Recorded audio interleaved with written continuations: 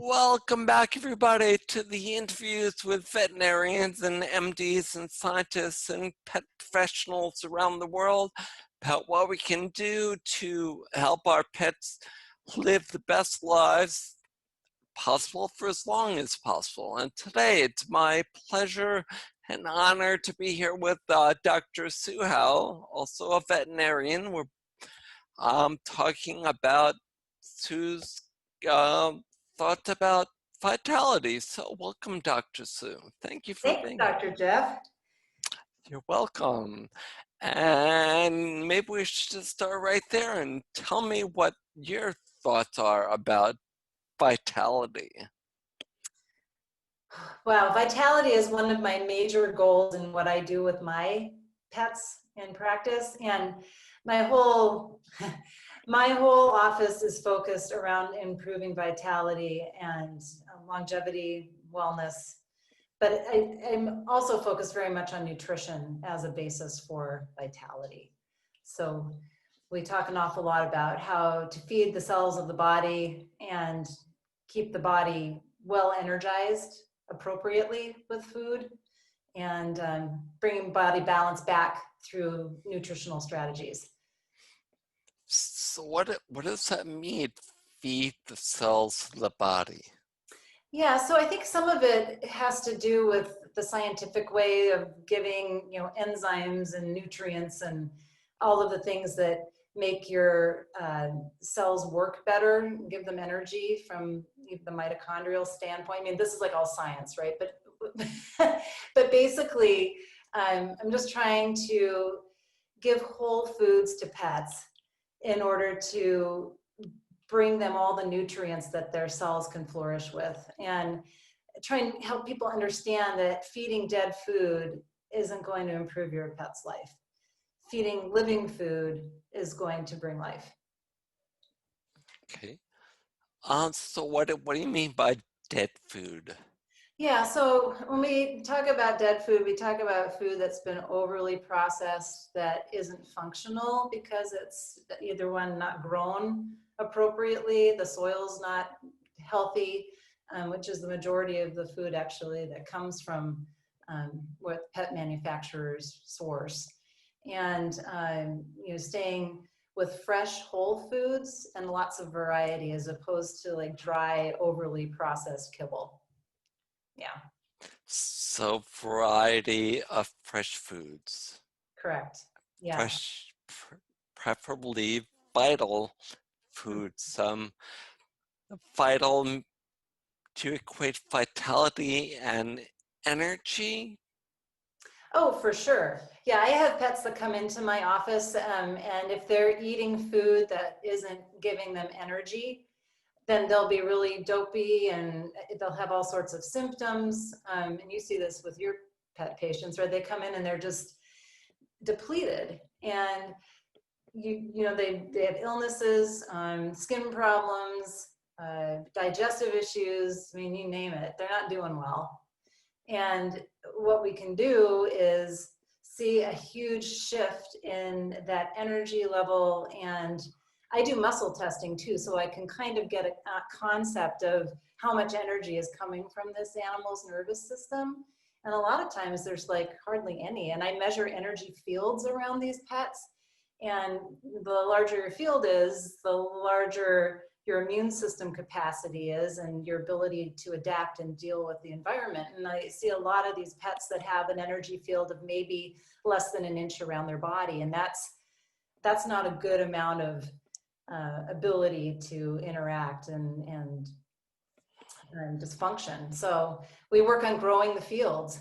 And So what are other, and I'm sorry to interrupt, but what are other strategies? Because you mentioned that you focus your practice around these energy building strategies so cells can work better.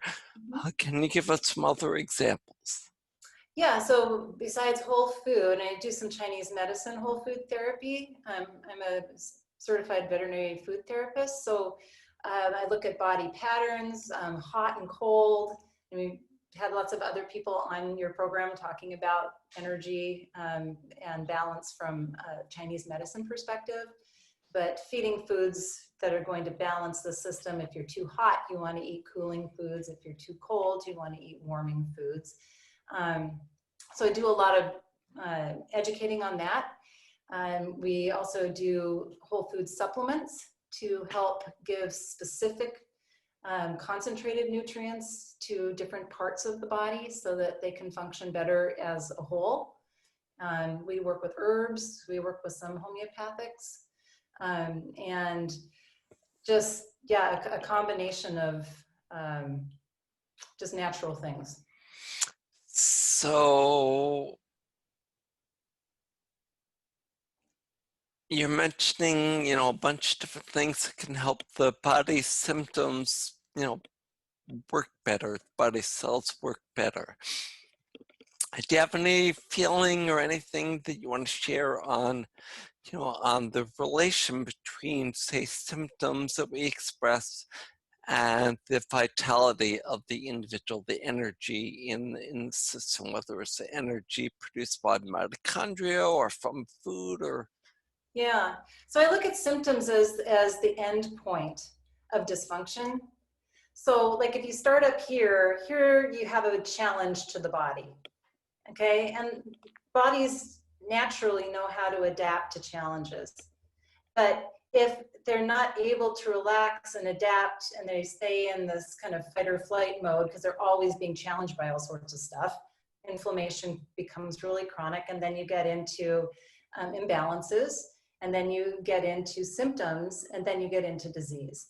So when we're seeing patients at my practice, a lot of times people, the symptoms are what bring them in, right? But the imbalance, the symptoms are down here. The imbalance started way up here with, other challenges to the body, and we're just seeing the end point.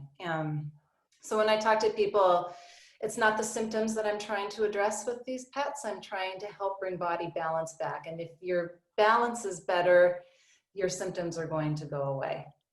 And you read my mind. That was where I was going to go next, is what do you mean by balance? What is it at that level?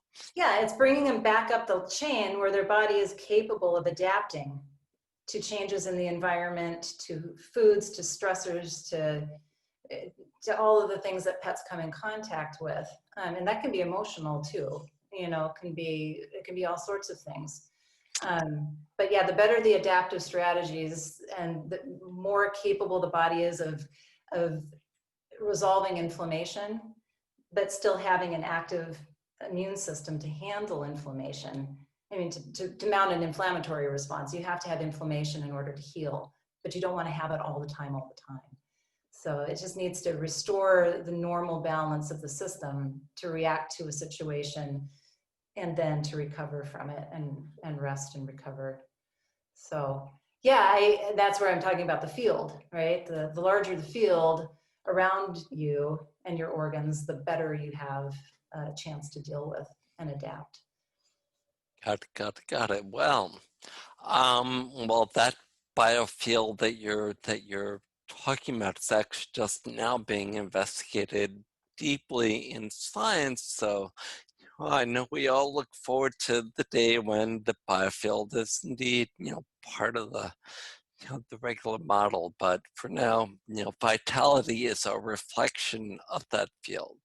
Absolutely. And we can certainly measure energy in the body. The EKG is a direct measure of the energy flow in the heart. The EEG is a direct measure of energy flow in the brain. But I don't know, I'm not aware. I guess there are other tools for doing that, but I'm not aware of them. Yeah, I guess you could use can you use thermal to determine? You could get some Yeah, I think a idea thermo. about, but yeah, it's very. That's great.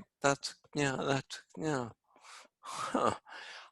So now we're talking about balance. I like to discuss or teach about the terrain of the body. Is the terrain something that resonates or that you've thought about? And if so, what do Yeah, you think I mean by the terrain?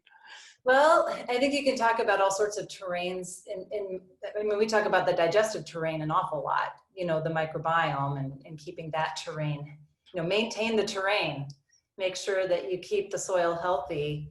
If you were thinking about, for example, the digestive tract as a fertile field, right? You want to maintain a healthy system in order for good things to grow and for things to flourish.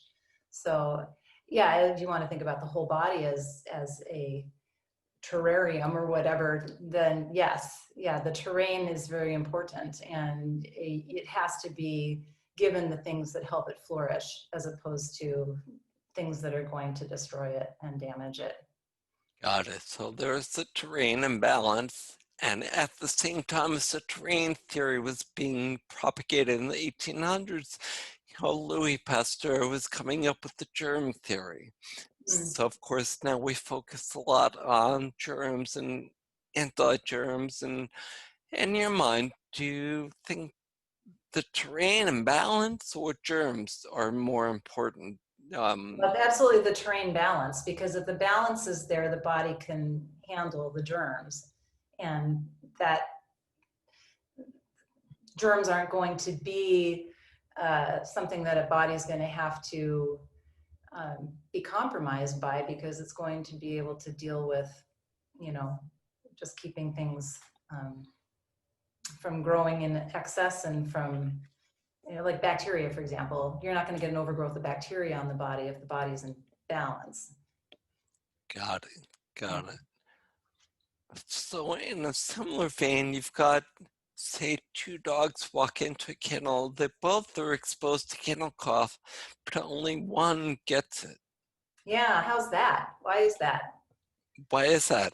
Yeah, because individuals are different. I mean, even litter mates can be vastly different in their cellular structure, their nutrient needs, for example. So even if you're feeding them exactly the same thing, each dog may have a different capacity for healing.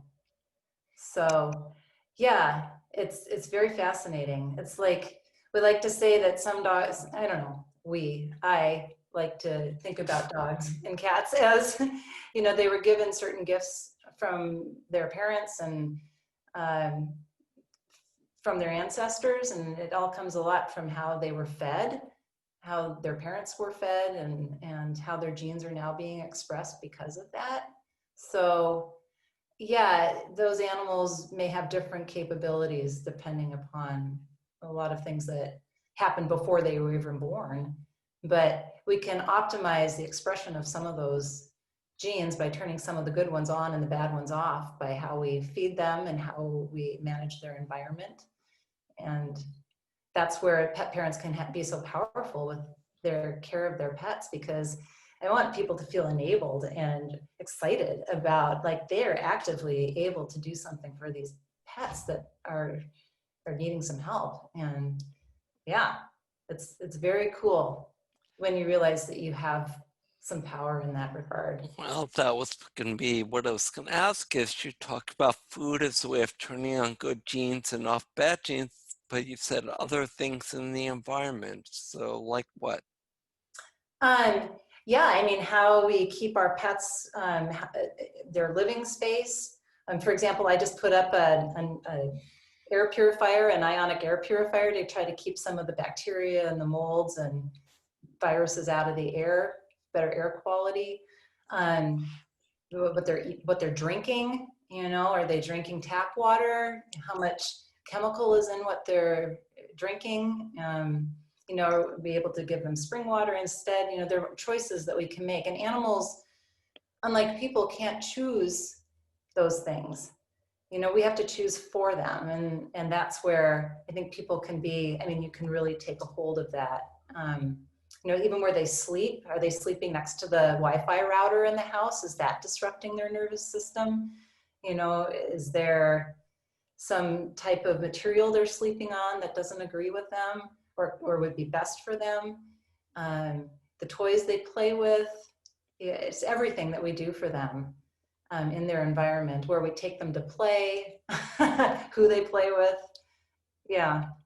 Awesome. Awesome. Great. Well, thank you so much. This has been incredibly helpful. Is there anything else you want to share or say in the same area that we're in? Yeah, I would put a very positive outlook on pet health, because if you as a pet parent can be enabled and inspired to take care of your pet in a way that gives them vitality and provides them some of these tools for their body cells to do better. It might not be a shift immediately like a drug would give you, but you're actually rebuilding a house over time, right? We're not putting fires out all the time and just handling symptoms. We're trying to make the house stronger and more resilient to fire, and to be like the biggest, prettiest house on the block. And that's I think very inspiring, and it's possible. I see it every day. I have miracles in my practice every day. That's awesome. So we're not firefighters, we're Smokey the Bear trying to prevent fires in the first place. Yeah, we're not even preventing. We're like the construction crew coming in and going, here's all the tools to become a better house. So like the three Awesome. pigs, right? Like the three pigs go to the house of bricks. Well, yeah, because that house is strong. So even if a fire comes their way, they're going to be way better able to handle it, and they're not going to be affected by it as much. Fantastic. Awesome. Well, thank you so much for taking your time, Dr. Sue. It's been great. And thank you all for watching. And we will see you guys next week. All right. Thanks.